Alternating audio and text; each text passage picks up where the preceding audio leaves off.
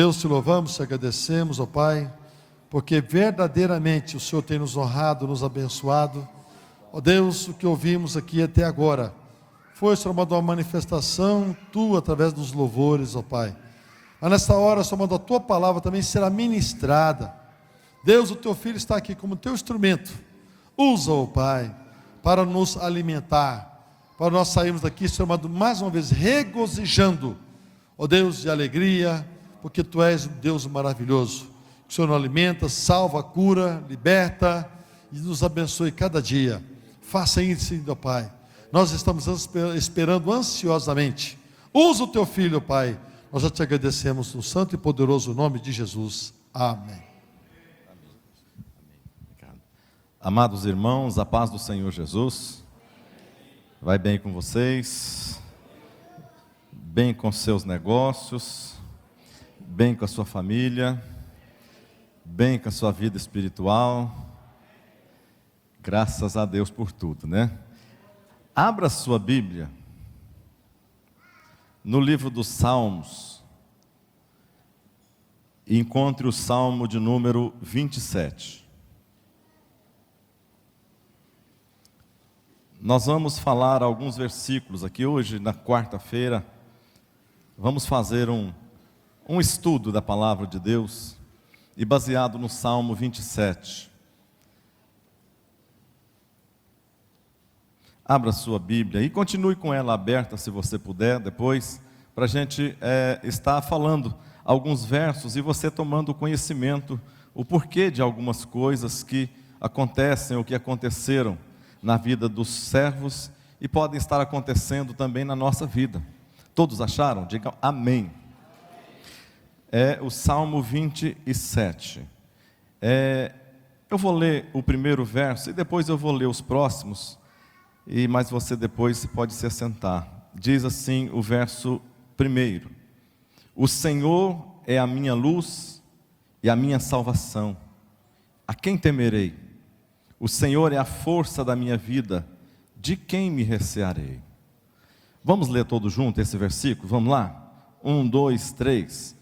O Senhor é a minha luz e a minha salvação. A quem temerei? O Senhor é a força da minha vida. De quem me recearei?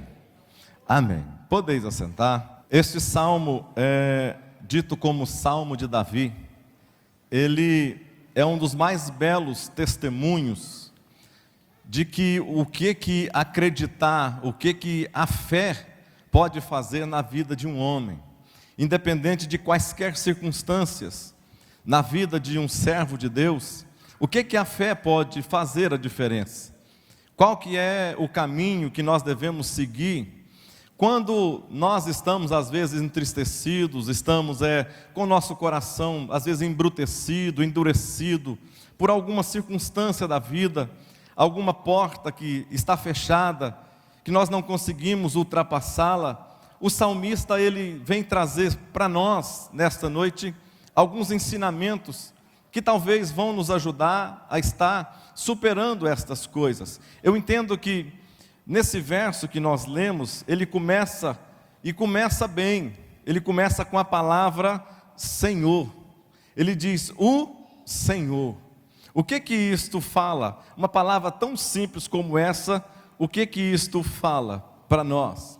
Essa palavra, ela faz parte de um tetragrama do Antigo Testamento, na língua hebraica, que simbolizava, hoje que a gente entende, pela palavra Senhor, mas é Jeová. Então, os antigos, e principalmente os amados ali do Antigo Testamento, eles tinham muito ciúme da palavra Deus, e eles não escreviam normalmente a palavra Deus, e principalmente os gentios, os ímpios, eles não deixavam de maneira alguma nem eles pronunciarem o nome de Deus, o nome de Jeová. Então, há tanto que para isso foi criado ali próximo ali do Novo Testamento, já foi criado ali a palavra Adonai, que também significa a mesma coisa, significa Senhor, mas usada agora mais pelos gentios do que pelos judeus. Por quê?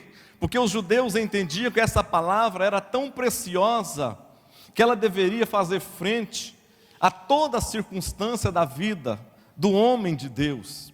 Os nomes de Deus no Antigo Testamento eram mais ou menos 70 nomes, pelos quais Deus era conhecido. Ele era conhecido por El Shaddai, Deus Todo-Poderoso, e era conhecido por Yahvé, era conhecido por Jeová, todos aqueles Jeová que você conhece, Jeová Nissi, Jeová Rafá, Jeová Tsidkenu, e todos aqueles Jeová. Mas no Novo Testamento criou-se um único nome pelo qual Deus é chamado. Tem alguns nomes, mas o único nome pelo qual Deus é chamado pelo nome precioso de Jesus. Amém? Mas por que Davi coloca, dizendo Senhor, bem no início do seu verso, no seu cântico? Porque eu entendo uma coisa: Deus pode ser o Senhor, ou pode ser todas as coisas na nossa vida. Ele pode suprir todas as nossas necessidades. Deus, Ele pode, quando você estiver enfermo, Ele pode te curar. Quando você estiver abatido, Ele pode te levantar. Quando você estiver em dificuldade financeira, Ele pode suprir as suas necessidades. Mas a coisa principal, e eu creio que isso estava na mente e no coração de Davi, é que Ele só pode na nossa vida nos levar e nos conduzir para algum lugar, e principalmente nos lugares aonde Deus quer nos conduzir, quer nos pegar pelas nossas mãos e nos levar aonde Ele quer que nós estejamos, somente se Ele for conhecido por nós como Senhor.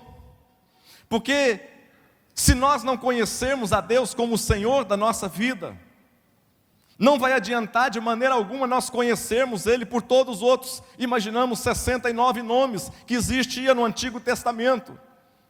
Se Deus não for o Senhor supremo, soberano da nossa vida, nós ficaremos nesse mundo, nesta terra, e às vezes completaremos os dias de vida, mas talvez Deus não conseguirá nos pegar pela mão e nos levar para o céu como Ele quer nos levar. Porque é somente das pessoas nas quais Ele é Senhor da vida dele, é que estas pessoas se deixam governar por Ele. O Senhor é aquela pessoa que governa, é aquela pessoa que toma direção, que muda a rota da nossa vida, que conduz de maneira como Ele quer. Isso parte de uma confiança que o salmista está dizendo aqui. O salmista está colocando ênfase e ele começa dizendo que o Senhor, ou seja, é aquele que pode nos levar a lugares cada vez mais altos. O Senhor na sua vida é aquele que pode, além de governar a sua vida, pode te levar a lugares que você antes nunca sonhou estar. Deus pode te colocar lá. Ele diz assim, o Senhor é a minha luz e minha salvação. O Senhor é minha luz e minha salvação. Interessante nós notarmos que Davi, preste atenção, Davi ele era chamado pelos seus súditos, pelas pessoas que o acompanhavam, pelos seus soldados e pelas pessoas que o acompanhavam, de Lâmpada de Israel. Era esse nome, um dos nomes que Davi, pelos quais ele era chamado. Mas preste atenção numa coisa, Davi não tinha isso no seu coração. Por quê? Porque eu vejo que uma lâmpada, assim como a lua própria, a lua não tem luz própria. A lua que nós vemos hoje, no céu bonita, brilhante, toda bonita, ela não tem luz própria. A luz que nós enxergamos na lua não vem dela, mas a luz que nós enxergamos vem do sol. O que eu entendo, e que Davi talvez, ele entendia estas coisas. Nós podemos até sermos admirados, assim como a lua é admirada, mas nós só seremos admirados da maneira correta se o sol da justiça fizer parte da nossa vida. Aí sim nós seremos admirados e seremos abençoados, porque o brilho da presença do Senhor estará na minha vida e na sua vida também. Mas note, ele fala, ele chama para si, ele diz assim, é a minha luz. a minha luz. Para Davi, Jeová não era a luz do mundo. Para Davi, Jeová não era a luz da justiça. Para Davi, Jeová não era simplesmente iluminava lá na nuvem. Para Davi, Jesus ou o Senhor Jeová na vida dele era um pronome possessivo, alguma coisa que às vezes nós vemos na vida das pessoas. Às vezes nós enxergamos isso na vida das pessoas e chegamos a ficar com ciúme quando alguém diz assim: é o meu Deus, é o meu Senhor, é o meu Salvador, eu amo Jesus, eu amo o Senhor, eu amo Deus. A pessoa chora na presença de Deus, nós olhamos às vezes para ela e sentimos ciúmes, porque às vezes nós não estamos sentindo a mesma coisa que ela está sentindo. Mas Davi olha para o Senhor, além dele o seu Senhor, ele diz que ele é a minha luz. Jeová é a minha luz. Isso fala de um relacionamento pessoal. Davi dizia: o Senhor é o meu pastor. Davi estava dizendo também: olha, Deus vai ser pastor de todas as pessoas, mas principalmente eu quero que eu não me esqueça disso. O Senhor, além de ser de todas as pessoas, o Senhor é meu pastor. O Senhor é a luz da minha vida. O que é uma luz? É algo que nos tira das trevas.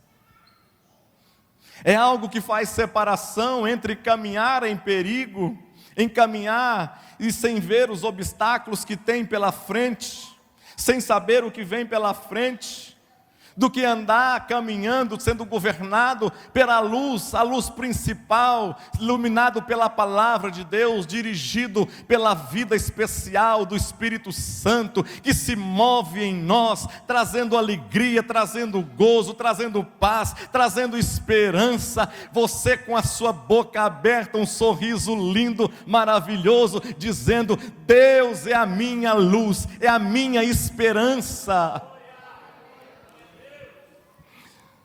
Oh, Jesus maravilhoso. Ele continua dizendo: o Senhor é a fortaleza da minha vida.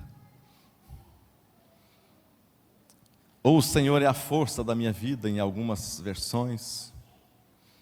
O Senhor é refúgio, em algumas versões. O que é? Olha, como um homem ele começa a descrever quem é o seu Deus. Um homem que tem a capacidade de descrever de um relacionamento tão íntimo com o seu Deus, que ele é capaz de descrevê-lo nos mínimos detalhes. Ele é capaz de citar Deus e vivenciar Deus na sua vida nos mínimos detalhes. Às vezes nós temos medo de experimentar o melhor de Deus na nossa vida, e nós nos conformamos com um evangelho às vezes pequeno, barato, um evangelho que às vezes que nos traz enfastio, um evangelho que às vezes nos traz sobre a nossa vida, não traz alegria, mas um evangelho que traz cansaço, que traz medo, que traz fadiga, e às vezes nós nos acomodamos com isso e dizemos que às vezes Deus está na frente de todas estas coisas, e quando nós podemos vivenciar coisas muito melhores na nossa vida.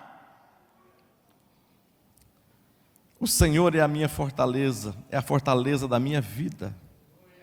A fortaleza era o único lugar que os inimigos não podiam tocar. A fortaleza era o lugar que Deus preparou para esconder aqueles que tinham cometido algum deslize. A fortaleza eram os lugares de refúgio, que os bandidos, os marginais acudiam por socorro e que Deus preparou. Alguém, quando entrava dentro da fortaleza, no lugar aonde ele estava, ele não poderia ser mais perseguido e ser morto. O que Davi está dizendo? Quando o Senhor faz parte e vivenciando isso, Deus fazendo parte da minha vida, Eu não olho para um lado, não olho para o outro, mas quando eu estou em perigo, eu não corro para as pessoas. Quando eu estou em perigo, eu corro para a fortaleza que é Deus, porque nele eu encontro descanso. Na fortaleza é o único lugar que no meio das dificuldades, das guerras, das tribulações, eu posso encontrar descanso. Aonde você descansa? Aonde você tem descansado? Nós vivemos lutas, dificuldades. Mas aonde você tem descansado? Ele diz, e complementando esse verso 1, ele diz assim: a quem temerei? O Senhor é a luz, é a minha salvação. A quem temerei? O Senhor é a força da minha vida, de quem me recearei? De quem eu vou ter medo se eu sirvo um Deus que é tão especial desse tanto? Por que eu vou ter medo? O salmista no Salmo 56, no verso 11, ele diz assim: em Deus tenho colocado a minha confiança, e não temerei o que pode me fazer o homem. Você tem temido o que o homem pode fazer na sua vida? Você tem temido o que o homem programa contra a sua vida? O salmista está dizendo: em Deus eu vou colocar a minha confiança, e não temerei o que pode fazer o homem. Quando nós somos mais fracos, sempre vem temor. Davi era frágil, era fraco, ele tinha um temor. E nós, quando somos mais fracos, nós temos esse temor. Em todos os momentos, se você se sente mais fragilizado em qualquer conversa, mesmo numa conversa pessoal, quando você se sente mais frágil do que a pessoa com a qual você está conversando, debatendo, fazendo coisa, você teme, você fica com medo, você se apequena em negócios, em tudo. E às vezes nós sentimos assim tão pequenos, tão menores, tão minúsculos, que nós não conseguimos levantar a nossa cabeça e levantar os nossos olhos para o céu, dizendo: Senhor, eu estou com medo, mas a Tua palavra me diz, de quem eu terei medo, de quem eu recearei, se o Senhor é a força da minha vida. Lá eu lembro que, lá em Goiatuba é a terra do sucesso. Lá em Goiatuba, eu era menino franzino. Até hoje eu sou muito magrinho. Eu não entendi o sorriso, né, pastora? Até hoje eu sou magrinho. Né, irmão Joel? Sou magrinho. Mas lá em Goiatuba, tinha 11, 12, 13 anos de idade. Eu lembro que os meninos maiores, nunca vi gostar de bater na gente desse tanto. Apanhava todo dia se saísse na rua. Apanhava dos maiores, porque os maiores queriam provar que eles eram melhores, mais valentes. Então pegava nós, os mais fracos, e batia. E você tinha que sair correndo, senão apanhava muito. O que nós fizemos lá em Goiatuba então? Hoje o que está tão em evidência no Rio de Janeiro, nos lugares, nós montamos as gangues. O que eram as gangues? Eram meninos mais ou menos da mesma idade, 12, 13, até 14 anos de idade, e que nós tínhamos medo. A única coisa que nos juntava e que nos faziam tão iguais, era porque todos tinham medo, e muito medo. Então, para não apanhar muito, o que nós fizemos? Nós nos tornamos sócios de briga. Mexeu com ele, mexeu comigo, mexeu comigo, mexeu com ele. E você já não andava mais sozinho na rua. Agora você já andava de 2 e de 3. De 3, 4, de turma. Saía às vezes nos finais de semana. Você sabia que tinha às vezes uma turminha de menino tomando banho lá na cachoeirinha, que era um lugar que tinha lá. Sabia que tinha os meninos tomando banho. Você juntava a sua gangue, ia para lá, e chegava lá e pegava eles de couro e dava neles até, porque agora você era forte. Ser sozinho era fraco, mas você pegava o menino e colocava, você já fez isso, pegava o dedinho com o dedinho assim, e fazia lá, agora nós somos sócios. O que eu vejo com isso? Nós sozinhos, nós somos frágeis, nós sozinhos, e com medo, sem a esperança, sem depositar a nossa fé em Deus, os inimigos certamente virão e nos destruirão, certamente virão e estarão fazendo coisas ruins conosco, certamente eles estarão fazendo coisas com as quais nós não queremos, mas, se nós não temermos e nos aliançarmos com o Senhor de maneira tal que Ele consiga andar conosco todos os dias, nós nunca mais seremos derrotados por inimigo algum. Você nunca mais será derrotado e derrotada pelo diabo, pelo inimigo, por ninguém. Você vai ser vencedor, vitorioso no nome de Jesus. Você crê nisso? Diga amém. Ele diz, no verso 2, nós vamos falando aqui até da hora.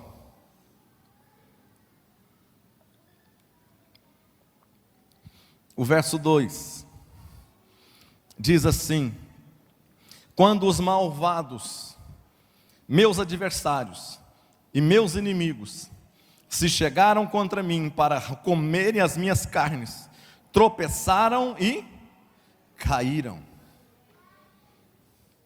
Ele começa a descrever aqui 3 tipos de inimigo: os malvados, os adversários e os inimigos. O que são os malvados? Malvados são aquelas pessoas que nós não conhecemos a mente deles. Malvados são aquelas pessoas que cometem crimes, brutalidades sem ter um motivo sequer. Malvados são aquelas pessoas que assaltam na rua, pessoas que arrombam casas, assassinam pessoas na rua sem ter motivo algum. Esses são os malvados. Esses são as pessoas malvadas, aqueles que te perseguem pelas costas, falam mal de você, e você não tem como se defender, porque você não sabe o que está acontecendo nas suas costas, longe de você. Esses são pessoas malvadas. Mas tem também os adversários. Quem são um adversário? Adversário é quem está contra você, é cara a cara, tete a tete. E quem são os inimigos? Inimigos são aqueles declarados, aquelas pessoas que se declaram contra você. A Bíblia está dizendo aqui que quando essas pessoas, os malvados, os adversários, os meus inimigos, se chegaram contra mim para comerem as minhas carnes, o que ele está falando aqui eram de inimigos tão terríveis, que ele mostra esses inimigos como se fossem animais furiosos, prontos a devorarem uma carne. Preste atenção numa coisa: animal algum furioso, animal algum que está com fome, ele para no meio da caminhada, mas ele vai até o fim, até ele atingir os seus objetivos. Nenhum animal fica no meio do caminho se ele estiver com fome, porque ele quer sim destroçar as carnes. E aqui o salmista faz uma analogia, dizendo que quando esses malvados se chegaram contra mim para comerem a minha carne, aleluia, por mais perto que esses adversários tiver de nós, eles vão perder as suas forças e vão cair no nome de Jesus. Levanta a sua mão para o céu assim e diga comigo: em nome de Jesus, nem malvado, nem adversário, nem inimigo terá poder sobre a minha vida.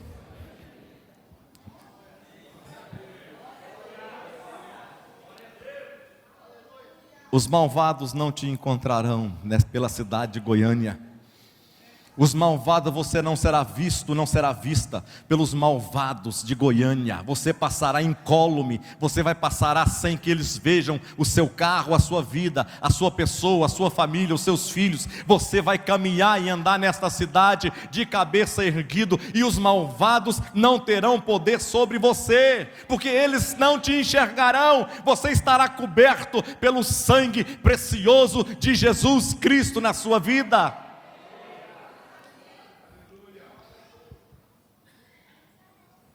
Verso 3, e vamos pulando um pouco, até o verso 14, será que até lá pelas 11h30, meia-noite? Verso 3,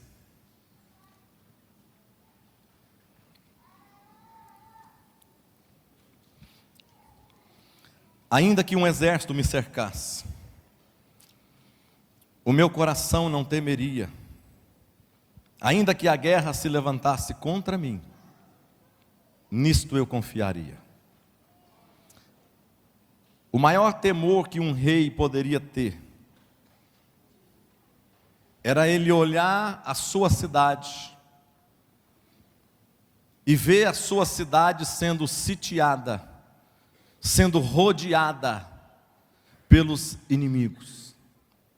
O maior temor, o maior medo que um rei, um dirigente de uma nação poderia ter, é ele olhar para os lados e saber que a partir daquele momento ele não teria mais saída. Ele estava cercado por todos os lados. O que o salmista está dizendo aqui? O que o salmista está colocando para nós aqui? Ele está dizendo que ainda que um exército me cercasse. Quando às vezes nós olhamos para um lado e para o outro, vamos passar para a nossa vida, o nosso dia a dia. Às vezes quando você olha para um lado e para o outro e você vê que as coisas e os adversários, os inimigos estão te cercando. Eu sei que muitos desses inimigos têm nos causado temor tremendo na nossa vida, no nosso dia a dia. Às vezes nós nos sentimos tão encurralados que algumas notícias podem nos trazer preocupação tremenda para nós.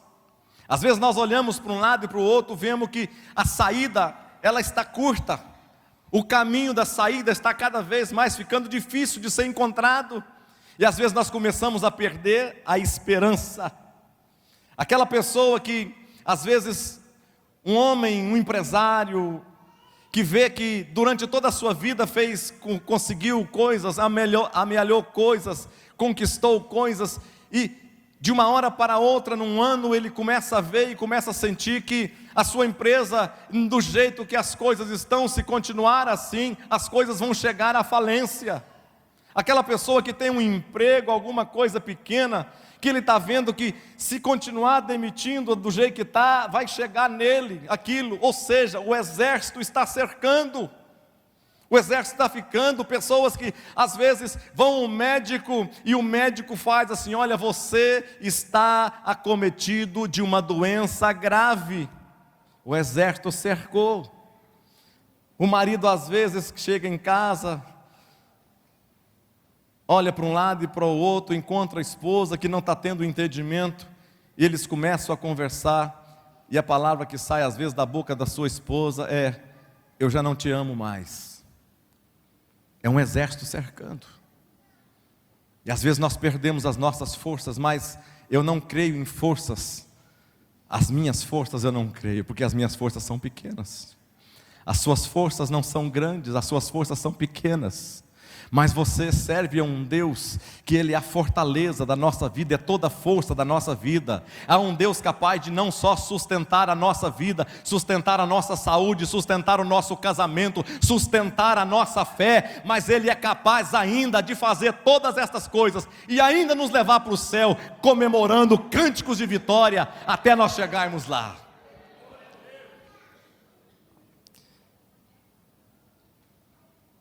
Ainda, e ele continua, ainda que a guerra se levantasse contra mim. Ele começa dizendo que ainda que o exército me cercasse, Isso aqui fala de as coisas chegando, coisas ruins chegando. Mas aqui agora ele já complementa dizendo: ainda que a guerra se levantasse contra mim. O mal aqui é uma verdade agora. O problema aqui já aconteceu. O problema aqui já existe. Já não é mais algo que poderá acontecer, mas já está acontecendo. Mas o salmista ainda assim, ele diz na sua palavra que o meu coração não temeria, ainda que a guerra se levantasse contra mim, eu nele confiaria. Um homem desse só pode nos ensinar coisas boas, porque era um homem que vivia cercado pelos inimigos, um homem que as suas mãos não pôde nem construir a casa de Deus, porque as suas mãos, o próprio Deus diz que as suas mãos, você é um homem sanguinário, você é um homem de mãos de sangue. Ou seja, Davi foi um homem que os exércitos rodeavam ele, rodeavam o exército, rodeavam as suas fortalezas, mas em Deus ele conseguiu todas as suas vitórias. Em Deus nós vamos conseguir todas as nossas vitórias. E mais um verso. Verso 4. Diz assim: uma coisa pedi ao Senhor e a buscarei. Diga comigo assim: uma coisa pedi ao Senhor e a buscarei. Até aqui, Davi não pediu coisa alguma a Deus. Davi falou de dificuldade, de lutas, falou de tempestades na sua vida.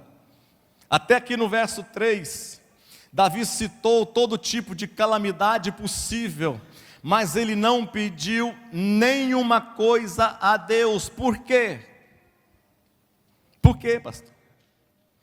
Porque ele entendia que a sua confiança, a sua fé em Deus, o tiraria do natural e o colocaria no sobrenatural. E o sobrenatural é aonde nós alcançamos os favores imerecidos da parte de Deus para cada um de nós. Davi não pediu coisa alguma aqui, até aqui, mas agora ele diz: uma coisa pedi ao Senhor e a buscarei. O que nós temos pedido a Deus? O que nós temos pedido ao Senhor?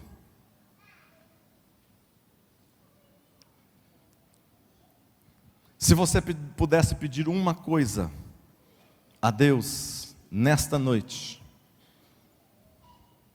pense.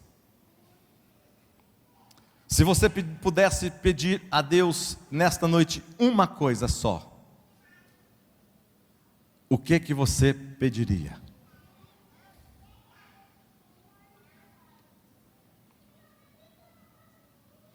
Às vezes nós pensamos nas coisas materiais. Às vezes nós priorizamos as coisas materiais. Antigamente eu lembro que os crentes parece que eram mais crentes. As pessoas temiam a Deus e as pessoas tinham medo de ir para o inferno. A nossa geração, esta geração agora de 20 anos para cá, de 15 anos para cá, é uma geração que está perdendo o temor de Deus e está perdendo também o medo de ir para o inferno. Porque o coração da grande maioria destas pessoas não está priorizando o que pedem a Deus, Davi não pediu nada para Deus até agora, porque ele conhecia a Deus de tal maneira que Deus, ele não podia pedir nada, porque bondade e misericórdia seguiriam Davi por onde quer que estivesse, que todas as coisas, no independente que fosse, a bondade de Deus estava sobre a vida dele, o amor de Deus, a graça de Deus, o favor de Deus estava sobre ele. Ele não tinha que ficar clamando por estas coisas, porque ele conhecia a Deus de tal maneira que Deus ouvia o clamor e o gemido dele sem sair uma palavra sequer. O que nós temos pedido a Deus? O que é prioridade hoje na sua vida? Davi disse: uma coisa pedi ao Senhor agora, e a buscarei. Ou seja, isso é importante para mim. Isso é essencial na minha vida. Isso vai mudar o alicerce da minha história. Isso vai fazer o diferencial daqui para frente. Isso vai fazer a diferença na minha vida, a minha vida emotiva, a minha vida emocional, a minha vida espiritual com Deus. Ele diz: uma coisa pedi ao Senhor e a buscarei.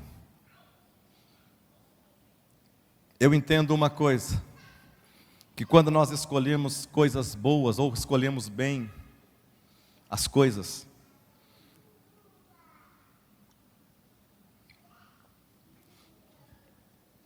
isso vai fazer parte da nossa vida. Estas coisas se tornam parte de nós.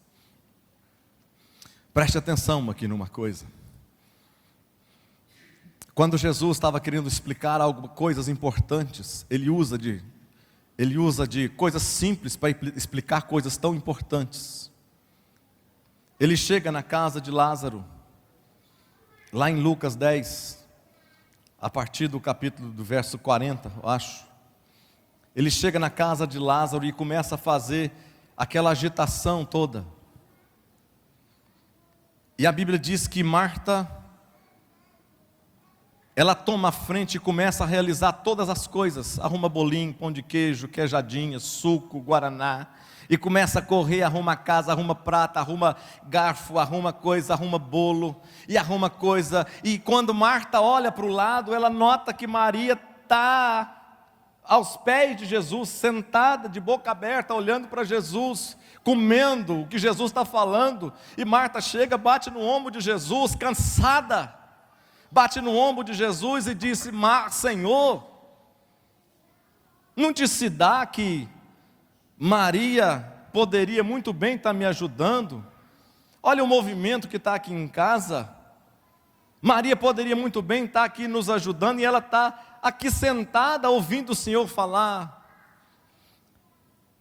E Jesus fala uma coisa para ela muito interessante.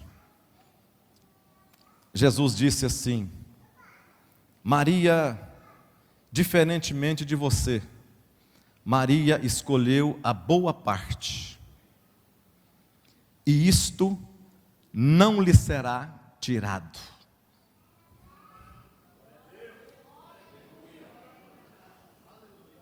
Quando nós escolhemos a melhor parte, e escolhemos bem, isso não nos será tirado nunca na nossa vida. Quando você escolhe ser diferente, quando você escolhe seguir ao Senhor de uma maneira total, completa, inteira, quando você deixa de lado os seus argumentos, e você resolve confiar plenamente no Senhor, a Bíblia diz que isso não nos será tirado. Eu digo uma coisa para você, não importa, nada se compara a trabalho nenhum que nós fazemos para Deus, estarmos aos pés de Jesus, aprendendo com Ele. Nada. E nós vamos precisar de parar. Vamos nos colocar de pé nesta noite. O salmista disse, complementando esse versículo: uma coisa pedi ao Senhor e a buscarei. E ele completa dizendo: que eu possa morar na casa do Senhor todos os dias da minha vida.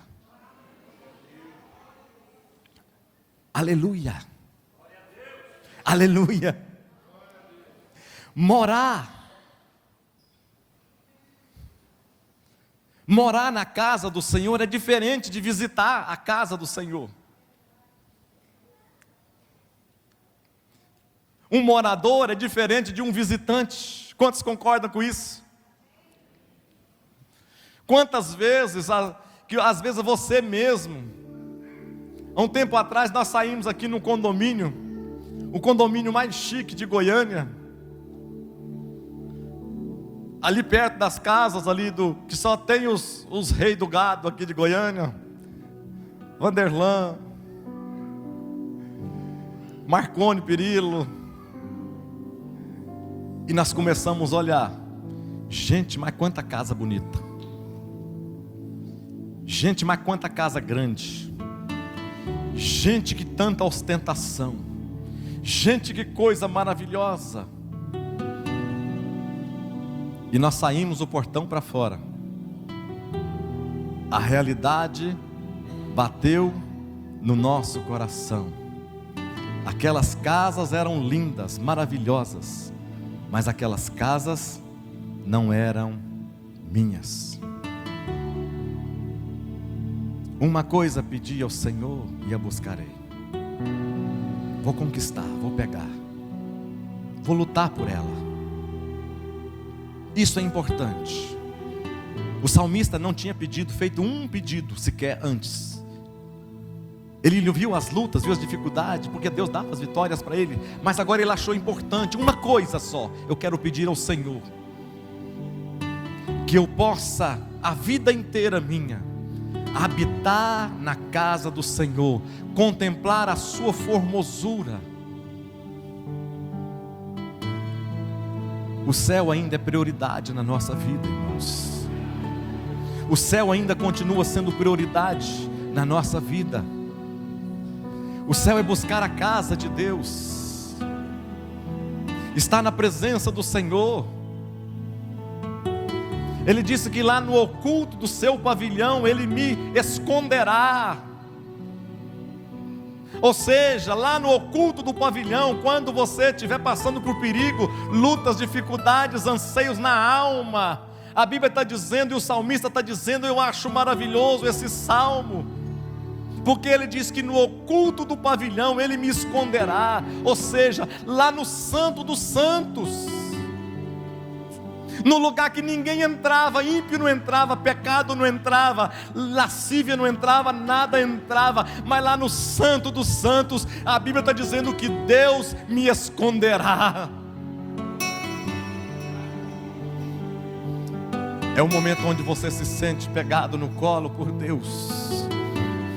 É o momento onde a mão de Deus te toma, lá no santo dos santos, quando você não consegue mais caminhar, dar mais nenhum passo a mais, quando você não consegue sequer levantar mais a sua cabeça. É nesse momento que você na casa do Senhor, morada eterna, é nesse instante que Ele vai andar com você. Você não tem força, Ele vai te pegar no colo e vai caminhar com você, lá no recôndito, lá no escurinho, você vai se sentir balançado nos braços do Senhor, vai sentir-se afagado por Ele, e vai ouvir a palavra sussurrada no seu ouvido, para te fortalecer, dizendo, não temas. Feche os seus olhos. Mas eu quero orar por você, vem aqui à frente, deixa eu orar por você. Eu quero que você saia do seu lugar e venha aqui. Você que às vezes está se sentindo pequeno, pequena, você que está se sentindo jogado, jogada, você que está se sentindo sem força, apático, você que quer um renovo de Deus na sua vida, vem aqui agora, eu quero orar por você. Pode vir, pode vir.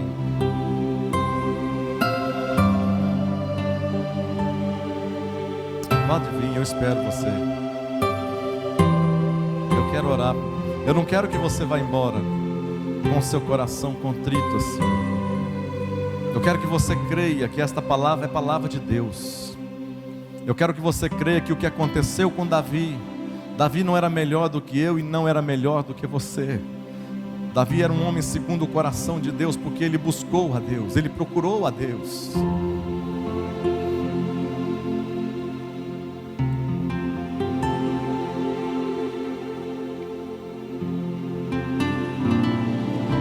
Você que está aqui à frente, olha para mim.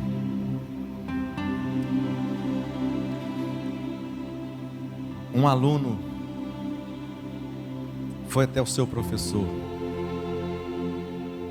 e disse assim para ele: eu estou me sentindo a pessoa menos amada desse mundo, mais rejeitada. Todos me rejeitam, todos apontam o dedo para mim, me acusam de alguma coisa. Eu não sei mais o que eu faço. O seu mestre olhou para ele e disse assim: agora eu não estou com tempo, mas se você fizer uma coisa para mim primeiro, depois eu te atendo, depois eu converso com você. Eu quero que você pegue esse anel aqui, e você vai pegar esse anel e vai levar no mercado, que tem a poucas quadras daqui. Lá no mercado onde vende tudo, compra tudo, eu quero que você ofereça esse anel para as pessoas primeiro lá. Mas você não pode vender esse anel por menos que uma moeda de ouro. Somente o mínimo que você pode vendê-lo é por uma moeda de ouro. Olhem para cá. Aquele jovem foi lá no mercado, ofereceu para um: não quero, isso não vale. Ofereceu para outro, olhou: não, isso aqui não tem serventia, é muito antigo, não tem serventia nenhuma. Ofereceu para outro cambista, ele disse: eu te dou uma moeda de prata. Não, de prata não posso, meu mestre falou que somente uma de ouro, dá uma de ouro. Falou: não, eu só posso dar no máximo 2 de prata, porque não vale mais. Ele falou: então não posso vender, e voltou para casa. O mestre disse assim para ele: vá agora, pega este anel e vá lá no joalheiro e oferece esse anel para o joalheiro. Mas você não venda esse anel por preço algum. Independente do preço que o joalheiro falar, você, diferentemente lá do lugar lá do camelô, você vai trazer o anel de volta, independente do preço que você conseguir por ele. Aquele jovem foi lá no joalheiro. Ao chegar no joalheiro, o joalheiro pega aquele anel, dá uma olhada pelo anel, põe a lupa, olha para o anel, risca o anel um pouquinho e fala assim para a criança: diga para o seu mestre que o máximo que eu posso dar nesse anel é 58 moedas de ouro. Eu poderia chegar até a 70, 80, mas como ele está precisando de vender, eu só posso oferecer 58 moedas.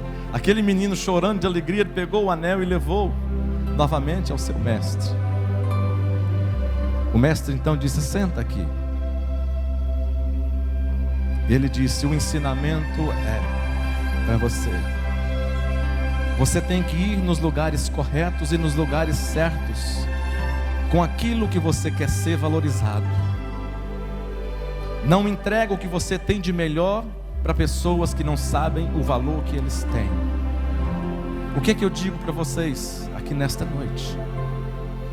Somente Deus, aquele que te esconde no esconderijo do Altíssimo, aquele que coloca os seus pés sobre uma rocha,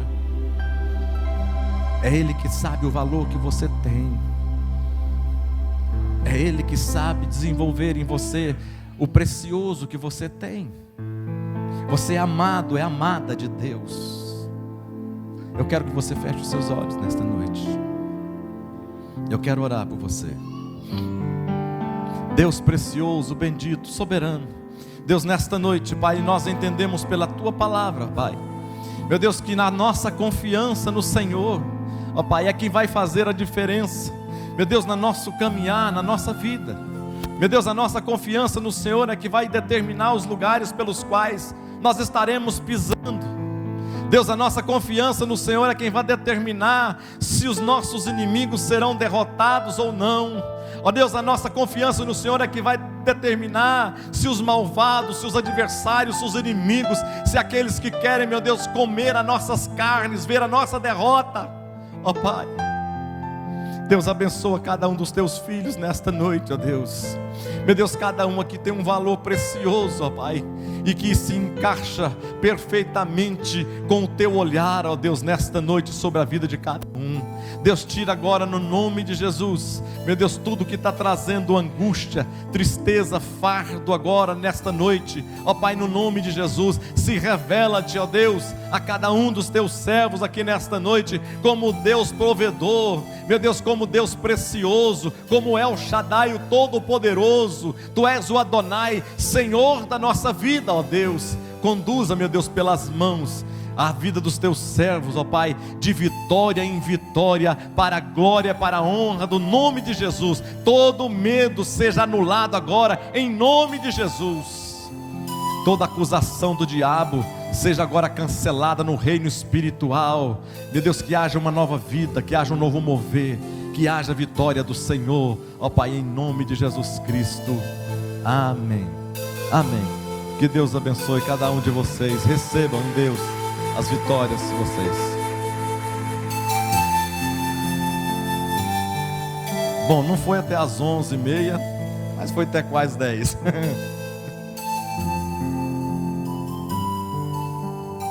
Você se sente amado e amada por Deus? Põe a sua mão assim no seu coração. Põe a sua mão assim no seu coração. Sinta o pulsar. Sinta o pulsar da sua alma batendo. Mas sinta também o amor de Deus te tomando agora. Te tomando agora nos braços. Sinta o carinho do Senhor na sua vida agora, te embalando agora, como um pai pega uma criança nos braços e embala, e faz com que ela possa se sentir segura, se sentir amada. Deus, nesta noite eu quero ministrar sobre a vida dos teus filhos, ó Pai. O teu amor que é precioso, que nos alcança, Deus. O teu amor que faz com que a gente possa conseguir dar alguns passos além do nosso limite, ó Pai. Deus, faz os teus filhos de cabeça erguida. Meu Deus, faça esse restante de semana, ó Pai, ser um restante de semana diferente na vida de cada um deles, ó Pai. Deus, que nenhum medo, nenhum fracasso, nenhum temor possa estar tirando, meu Deus, o gozo e a alegria da caminhada, do dia a dia. Tu és o nosso Deus que caminha conosco, ó Pai. Nós sentimos a Tua presença, nós sentimos o Teu amor, ó Pai. Ó meu Pai, abençoa os Teus servos. Livra do mal, Senhor. Livra dos acidentes, livra dos percalços, livra dos roubos, livra dos assaltos. Deus, livra dos calotes. Deus, livra de coisas, de quedas, prejuízos financeiros, em nome de Jesus. Deus, vai ali ao encontro, ó Pai, daquelas pessoas que devem. Meu Deus, Tu és o advogado fiel, Tu é que recebe, Tu que restaura, ó Pai, aquilo que está com dificuldade, aquilo que está difícil, ó Pai, faz nesta noite, no nome de Jesus. Nós te pedimos, ó Pai, que seja para tudo, para a honra e para a glória do Teu nome. Nós te agradecemos por tudo, por esta noite, Pai, que nós ficamos na Tua presença, mais uma vez, em nome de Jesus Cristo, amém. Que a graça do nosso Senhor e Salvador Jesus Cristo, que o grande, maravilhoso amor de Deus, o nosso Pai, e que as consolações do Espírito Santo de Deus, possa ser com cada um de vocês, desde agora e para todo sempre, amém. Diga para alguém que está do seu lado: você é amado de Deus, você é amada de Deus.